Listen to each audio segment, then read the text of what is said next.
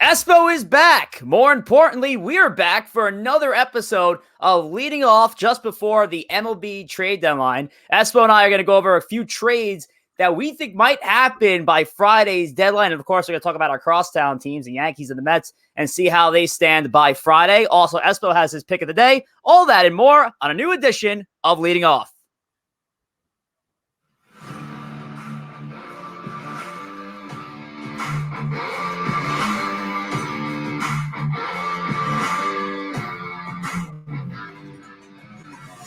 And once again, we are live. This is the 18th episode of Leading Off, live from Studio 69 in New Jersey and REM Studio in Staten Island, New York, airing exclusively on Twitch and powered by StreamYard.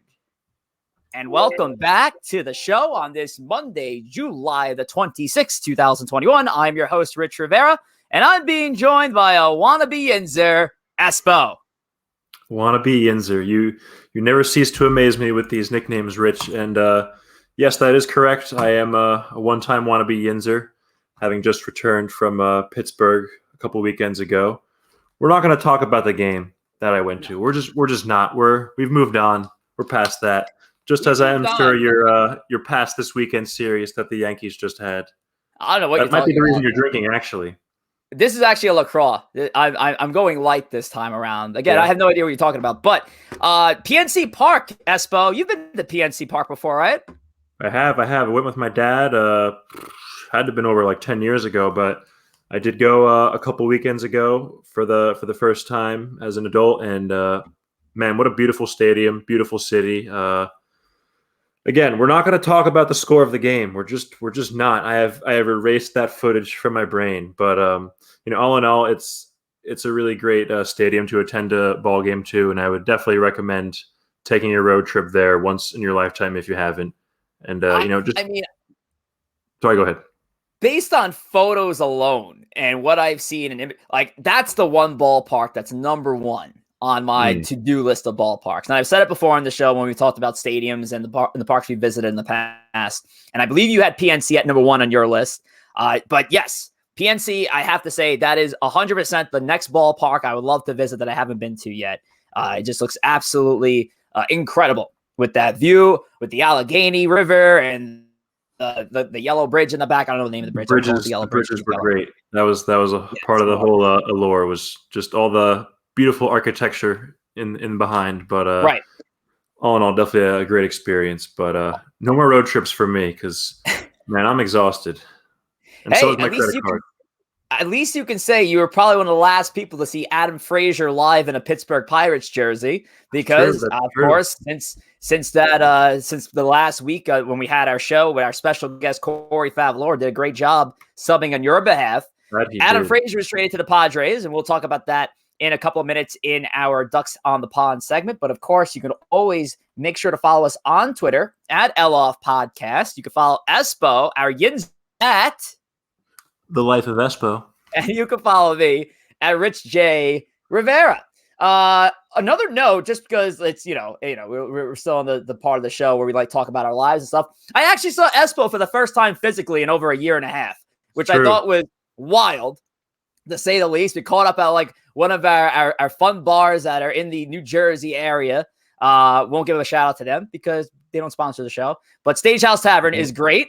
And no, it was a great time. It was good seeing French onion soup was banging in the heat of a summer night, and I still this sick what is up with me? This sick fuck actually ate a French onion soup in the middle of an 85 to 90 degree day. He's a sick bastard, and I was so happy to see him. Classy motherfucker. But yeah, man, it was wonderful to see you.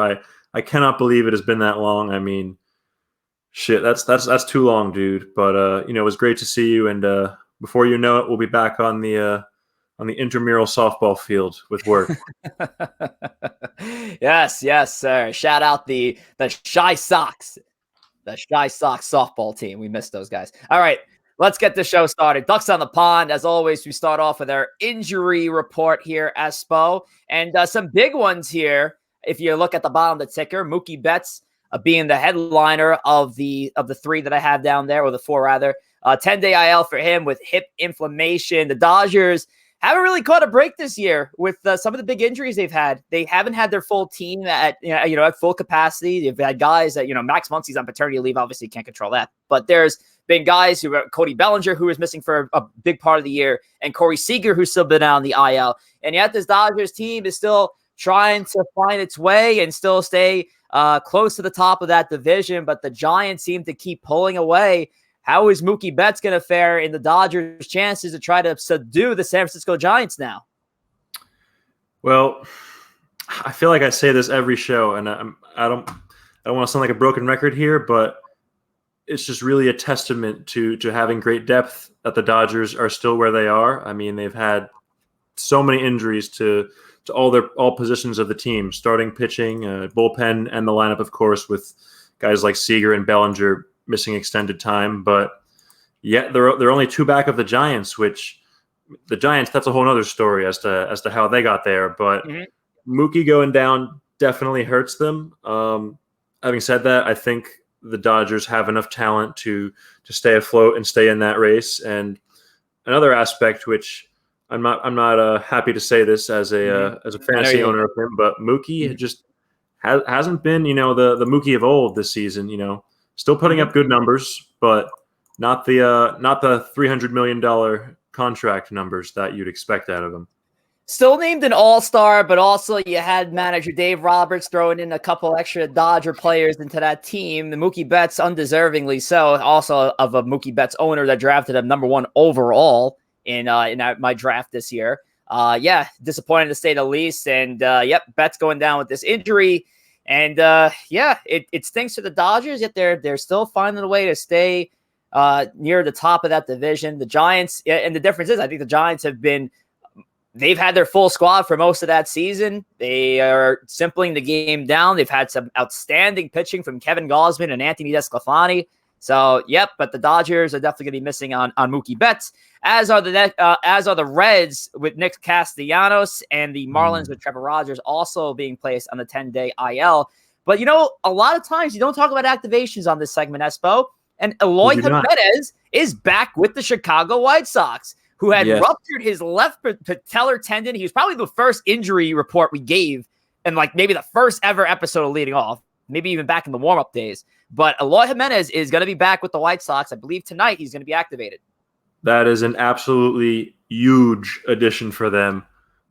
And it's funny that you mentioned I do think he was the first injury reported way back in March, which now thinking about it, we thought he was going to be out until the end of August, but he's actually back a month early. So that's huge for the White Sox, and obviously huge for their playoff chances. I mean, let's be honest, the Central's, it's kind of wrapped up at this point for them. So their goal is to just stay healthy and get some momentum going into the playoffs. And I think getting Eloy back does just that. They don't have to rush him back into the lineup because they have this big lead, so they can afford to be a bit more conservative with him. But he's a massive bat in that lineup, and already damn good White Sox lineup.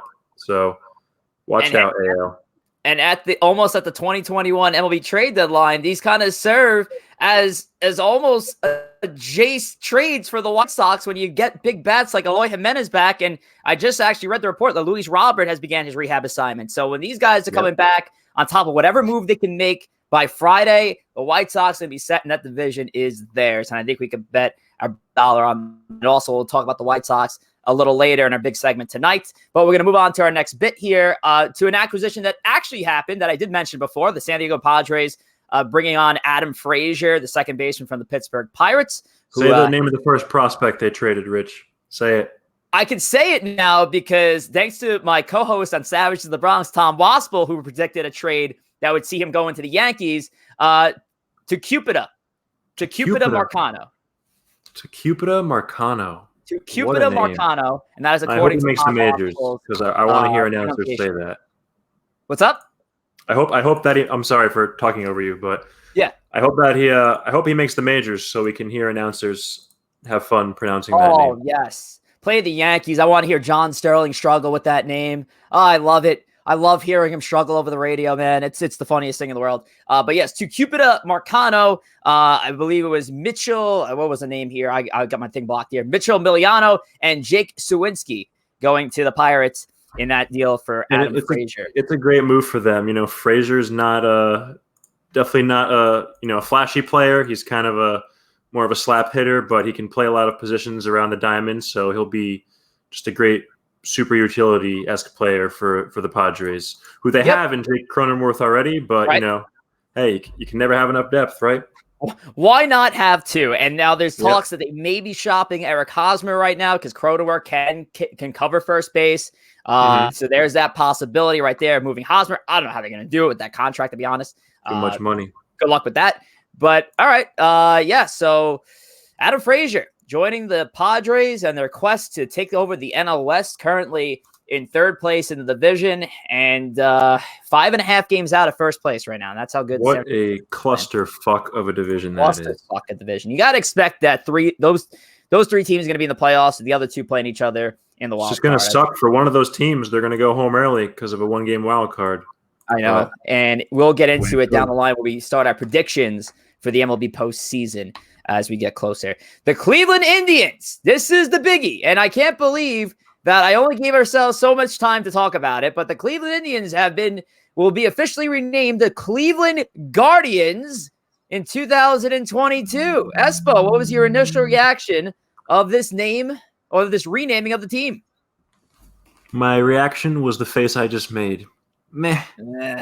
I don't know. I mean, it's not terrible, and I do like the artwork of the logos. I think that does look pretty cool.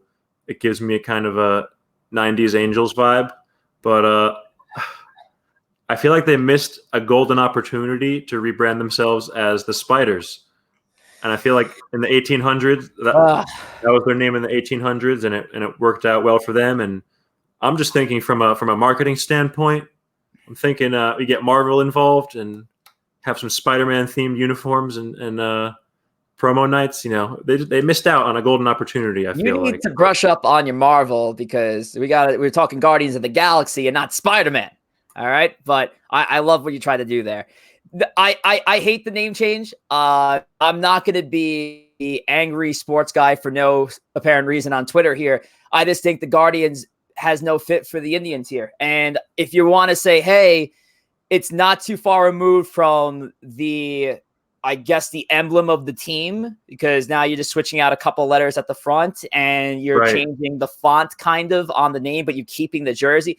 If you were going to change to the Cleveland Guardians, I would have much rather them just change the whole schematic of the team, change the theme, the mascot. Still got the same colors. Add a mascot colors. Like, I don't know. I think there should be another fucking purple team. I love the purple. So yeah, just like Guardians, like a space themed Guardians, almost like as expert FME refers to if Guardians of the Galaxy. Right. If we're gonna get that stupid, I think they had an opportunity to be renamed the Cleveland Rockers, since Cleveland's the home of the Rock and Roll Hall of Fame, and it's not too far removed. What's up? They should have drafted Kumar Rocker then. Kumar Rocker would have been perfect. Yes. That would have been perfect. But yes, the Cleveland Rockers, I like your idea of the Cleveland Naps. They were named the Cleveland Naps before they were the Indians from 1903 to 1914. So I think there were better opportunities there. The Guardians just doesn't do it for me. I'm not a fan of the jerseys.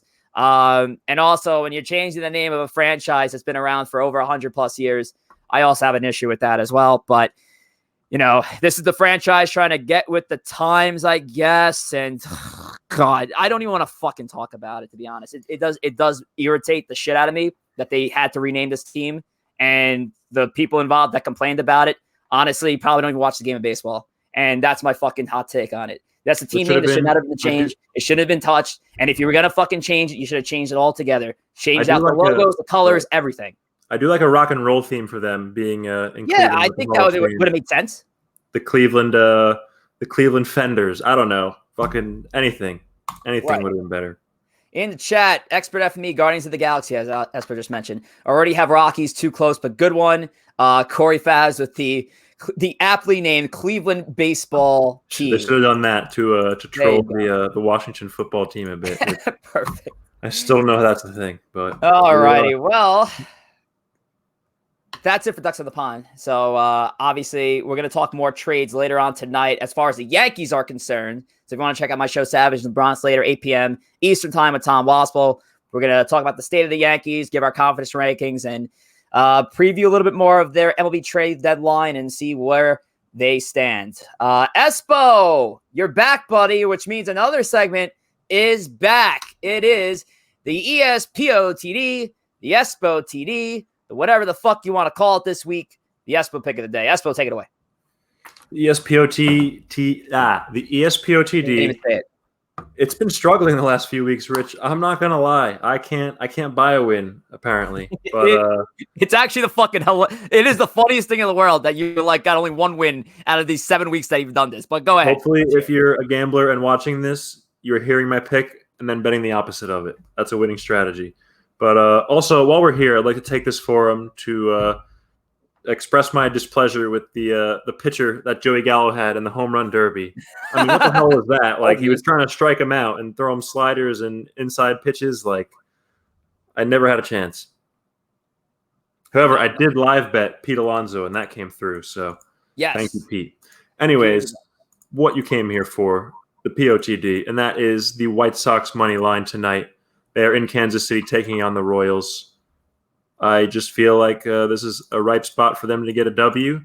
Eloy coming back, that's going to be a huge boost to the lineup, and not just an actual boost, but also a moral boost. You know, having your star player back after ages is it's got to feel good. So Let's ride with the White Sox. We're riding with the Chicago White Sox tonight. Dallas Keuchel taking the bump. Not the best year for Dallas, 4.22 ERA, but he's getting married to that smoke show, Kelly Nash from MLB Network. So good for Dallas. He wins at life. And Mike Minor opposes him from the Kansas City Royals. Mike Minor, the veteran left-hander, a 5.45 ERA on the season, 108 Ks. What's up? Couple of southpaws going at it. Couple of southpaws. You got to love it. Lefty on lefty matchup. But ESPO says, fuck you, Mike Minor. We're taking Eloy, and Eloy is taking you deep. And that is your ESPO pick of the day. Yes, sir. Yes, sir. So expect the Royals to win tonight, 8-3. All right. Likely. Check us out on YouTube. We are on YouTube. We have full episodes up there. Make sure to share, like, and subscribe. And make sure to share with all your friends and let them know, hey, we're on YouTube and we got videos up there you all can check out. Now we're just moving right along to our big segment tonight and our final segment for our program. This episode 18 of Leading Off is our top of the order segment where Espo and I usually do with a guest, but tonight it's just me and him. And with our MLB trade deadline coming up, we decided to have some fun and come up with some fictional trades for the GM hat on. Yeah, absolutely. Coming for we're right at 4 or 5 days away from the deadline. So Espo and I are gonna come up with these trades that we may see that will happen by Friday. Will any of them happen? Probably fucking not. But let's have some fun anyway. So top of the order. Let's start at Espo. Who do you got at number 3? We're having fun, but we're being realistic. And once again, mixing business with pleasure here. The Mets are going to swing a move for some depth pieces. They're going to get Andrew Chafin in the bullpen. He's a really good lefty, which the Mets need. And Zach Davies, you know, he's not quite an ace pitcher, but he's just solid minor league depth. And, you know, both of these guys are free agents at the end of the year. So I don't think Vientos is too high of a price to pay. So we'll see if they can pull it off. I do think out of all the trades I am listing here that this is the most realistic and likely to happen. Not a bad move. I like it. I know obviously the Mets and Cubs are connected on a couple of possibilities. You know, Kyle Hendricks tossed in there and Chris Bryant tossed there. But Espo going with a little bit of a case of reality, just in case none of those deals come to fruition. He goes with something more realistic. Zach Davies is obviously he's a decent pitcher, hasn't had a really good year, but a guy who's serviceable, somebody who can help log in innings at back end of the rotation. Maybe not so far similar from the Rich Hill deal that they just recently made, because Davis is a little younger and can make some, obviously he's a guy who can definitely go a full game. But yeah, I like that idea. And I'll also add in that bullpen piece of Andrew Chafin, who's been great for the Cubs this year. My number 3 spot, and I went off the beaten trail here, and I didn't go New York on this one, but I went Arizona Diamondbacks and Chicago White Sox. The D-backs sending Ketel Marte to Chicago for Garrett Crotchet, who's the big piece going back, and Bryce Bush, who's the number 20 prospect and outfielder in the White Sox system. I was actually talking about this trade last week as a possibility with our great special co-host, Corey Favs. And I like the idea of the Diamondbacks trying to take a chance on a guy who's a left-handed, hard-throwing, lanky pitcher, something they've been used to in their past, and not saying that, hey, what's old is new again, but Garrett Crotchet is certainly a solid contributor. He's a guy who is a starting pitcher and currently doesn't have that spot locked down in Chicago. You know, we just mentioned Dallas Keuchel before as a probable, but Dallas Keuchel is probably their 5th starter at this rate, considering that they got Giolito and Rodon and Lance Lynn, who's been amazing, and Dylan Cease, who's had a great year. There's not really a spot there. So Crotchet, I think, has a good opportunity to go to Arizona, opens up a spot there in the bullpen for the White Sox, who have plenty of good arms out there, being led by Liam Hendricks. But Ketel Marte going back as the replacement of Nick Madrigal and a temporary guy you could put out in center field while Robert's still on the shelf. I think it makes the most sense for the White Sox to take a stab at a guy like Ketel Marte. Yeah, I definitely like the prospective offer. I think it's a win-win for both sides. I don't think Ketel is in the Diamondbacks' long-term plans. Quite frankly, I don't know if the Diamondbacks have a long-term plan, but nope. I think getting those two guys back would be a very respectable return for Marte. And then on the White Sox side, you can plug him in for Madrigal, obviously, this year, and then he's under contract for a few more years, so you have him long-term as well. So it would definitely be a great move for the Sox. Right, and they're trying to get by with guys like Billy Hamilton and Andrew Vaughn. Obviously, they're getting a big return tonight in Eloy. But yes, I think Ketel will serve multiple purposes for that team. ESPO, your next trade. My next trade. Well, I kind of hope this doesn't happen as a Mets fan, but as a baseball fan, it would be pretty cool to see. And that is the much talked about Chris Bryant going to the West Coast and going to the first place San Francisco Giants. Giving up a couple decent prospects there in Bishop and Jelly. Yes, that's right, Sean Jelly. Jelly. I looked up his name, and Silent H. He's also like 6'10" too, so kind of an interesting character. But anyways, Chris Bryant, of course, the centerpiece of this deal. This is a move I feel the Giants need to make.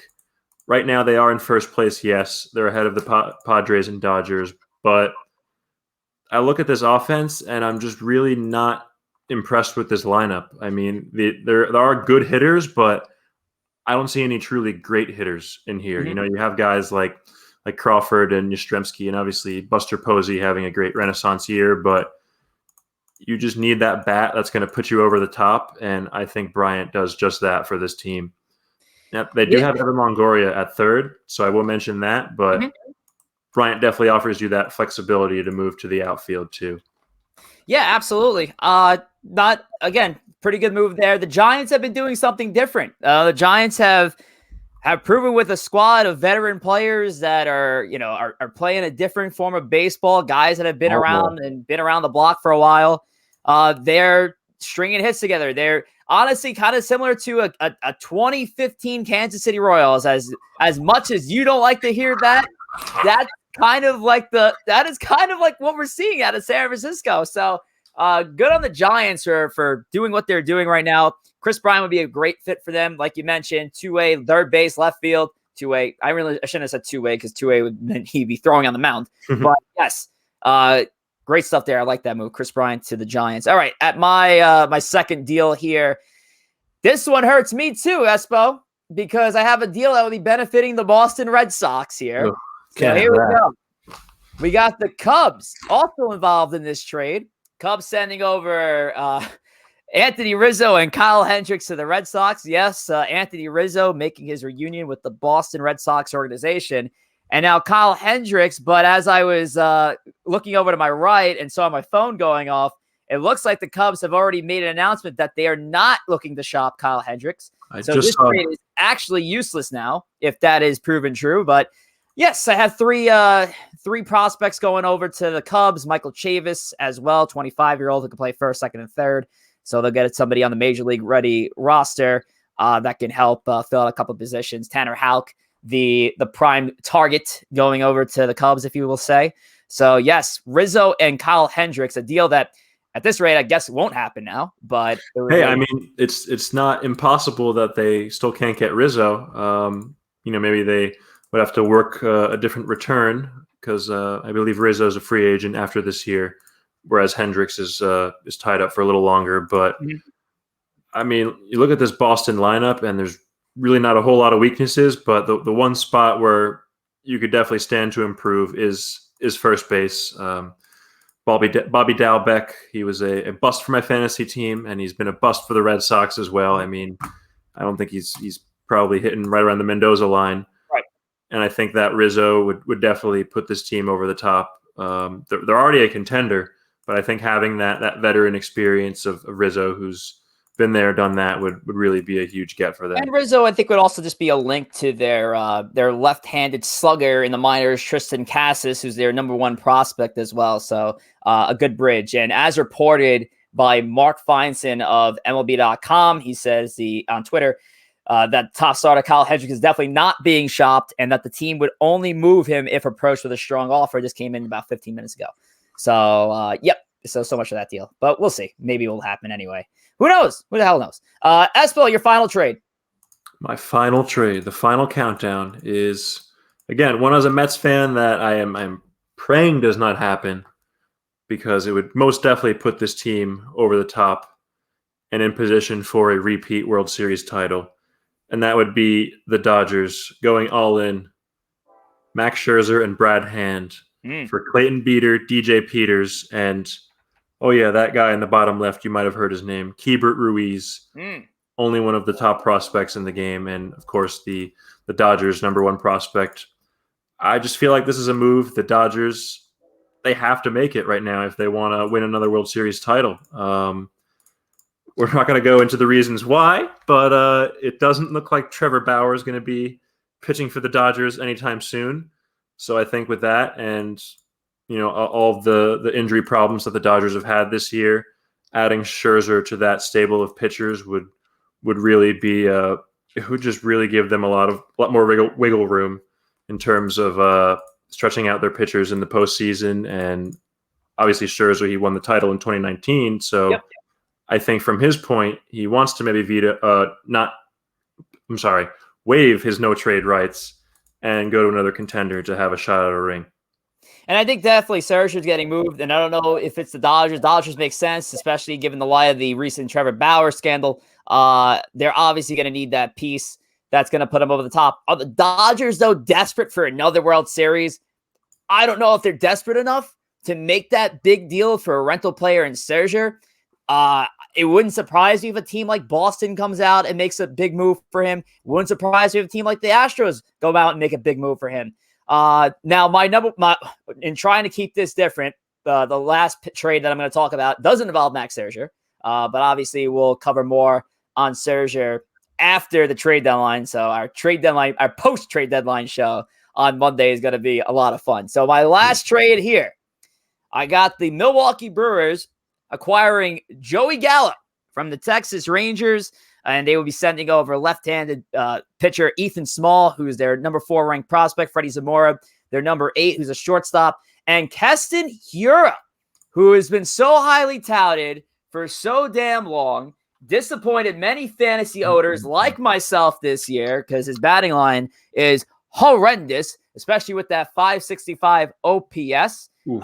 24 years old, but a guy highly touted from the Brewers organization, and a guy who could play many hats for Texas that had a little bit more flexibility. The Brewers are pretty set on a lot of those guys in the infield. Colton Wong's having a great season. Willie Adames has really been a godsend for that Brewers team up the middle. But yes, Keston here really doesn't have a spot there, so maybe going back to Texas in that trade could be beneficial for the Rangers and seeing what they can get out of him. But yeah, I see Joey Gallo going to the Milwaukee Brewers. Yeah, I like this deal. Definitely more so for the Brewers because, man, like you said, Keston's just been hot garbage. I mean, hope he can turn it around. But going back to the return for the Brewers, of course, Gallo is obviously a tremendous bat for the Rangers. And I said that the Dodgers needed to trade for Scherzer. Maybe need was too strong of a word. The Brewers need to trade for a bat. I look at this lineup and it's trash. I mean, Yelich is obviously having a down year. He's been hurt. Willie Adames is your best hitter this year. That's not a good sign. So I really think this is a move that the Brewers should make. Gallo, he's one of the most prodigious power hitters in the game, and he has the flexibility to play both outfield and corner infield. So I would love this trade for the Brewers. And Yeah. we were talking about it before the show. It's kind of like a reverse Carlos Lee trade because the Brewers traded their slugger to the Rangers back like 15 years ago or so. So it'd be nice to see things come full circle. And as we found out, Nelson Cruz was a piece that was going from the Brewers to the Rangers in that deal. So they traded him Carlos Lee and a younger Carlos Lee and Nelson Cruz, who would end up going to have a 15, 16, 20 plus career. I don't even know. It's so long ago. But and look at Nelson Cruz, still in big trades, going to Tampa Bay, hitting a home run in his first game. Look at that. It's a beautiful thing. It's a beautiful thing. But yeah, it's a deal I could definitely see happening here. And in the chat, Corey Favs, again, our great co-host from last week. To the dismay of Rich, Yankees acquire Starling Marte for Luis Gil and Estevan Florial. I think that was more speculation. I don't think that's real because something would have popped up on my end here. But if it was real, I would have seen your head turn bright red. Yeah, it's just, again, and I'll leave on this note. The Yankees would be smart not to make a single move from here to the fucking Friday deadline at 4 p.m. I think it's 4 p.m. They made this move for Clay Holmes just before the show started. Again, a little small move. They moved off Hoy Park, who I actually liked in AAA. He was doing great. So I don't get that at all. So if that's it, so be it. If you want to make a small little move, maybe fill in a piece, so be it. But do not target these big fishes because this team has not proven, especially after this weekend, that they are a contender and they're a team that deserves to buy. A team that deserves to buy is a team that's already good, and this is the couple of moves that's going to put them over the top and in the World Series picture. The Yankees are not in that World Series picture. The Yankees are barely a playoff picture team at this rate. So this team needs to stay the course, and hopefully some of these players that you paid fucking millions to start performing well. And that's my message to the New York Yankees, and I'll have more for you guys at 8 o'clock. Savages in the Rock. Well put, Richard. Brian Cashman needs to take a page out of Michael Corleone's book. My offer is this. Nothing. Exactly. Yes, love it. I love that end. And for you, ESPO, your Mets, the Mets had the potential to make some big moves, some big splashes, but you got them sitting easy on the Zach Davies deal. But I'm sure deep down you're like, hey, let's reel in that big fish. Let's reel in that giant group of fish. Let's bring him in over the Queens. If that they want to go in blue and orange, and soon those black jerseys that Stevie Cohen paid millions for. Yeah, back in black, baby. Here we go. Bring them all. So that'll be fun. And we'll see you guys next Monday. We thank you all. We love you all. All our Twitch chatters, our Twitter followers, our great guests, and ESPO, you too. Thanks for returning to the show and not getting lost in the Steel City. We're happy to have you back. Always a pleasure, my friend. Until next time. Till next time, guys. Happy trade deadline. We'll see you next week. Take care.